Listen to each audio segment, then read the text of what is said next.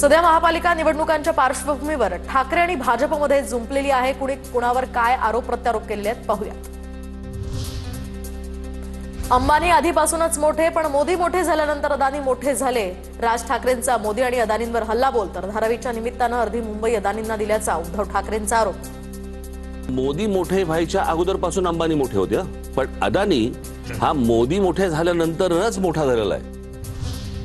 राज ठाकरे सुद्धा अनेक उद्योगपतींच्या घरी गेलेत, आलिंगण घातलं। ठाकरे बंधूंची दुटप्पी आणि ढोंगीपणाची भूमिका, भाजपच्या अमित साटम यांची ठाकरे बंधूंवर टीका।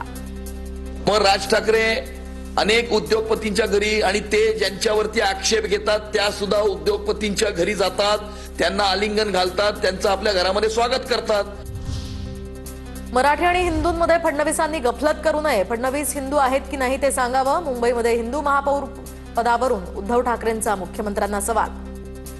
मुंबईचा महापौर मराठी होईल, भाजप काय म्हणते मुंबईचा महापौर हिंदू होईल। म्हणजे याचा अर्थ भाजप मराठी माणसाला हिंदू समजत नाही का? मग देवेंद्र फडणवीस हिंदू आहेत की नाही?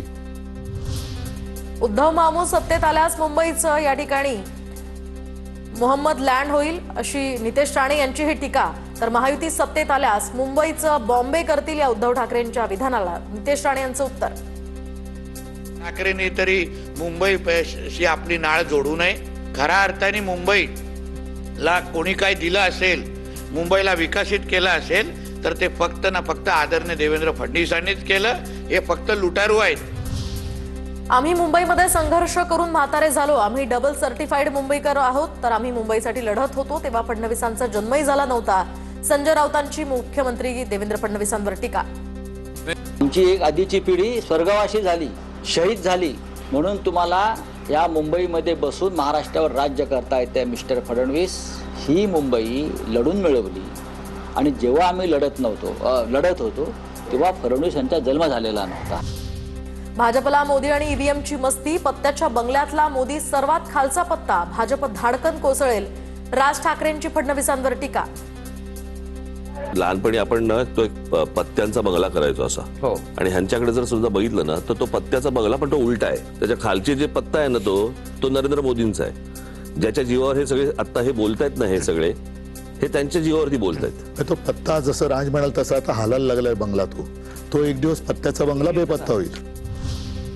भाजपकडून काही चांगलं होईल अशी अपेक्षा होती, पण पैसे वाटून माणसं ढापायची हाच धंदा। राज ठाकरेंचा पंतप्रधान मोदी आणि फडणवीसांवर निशाणा।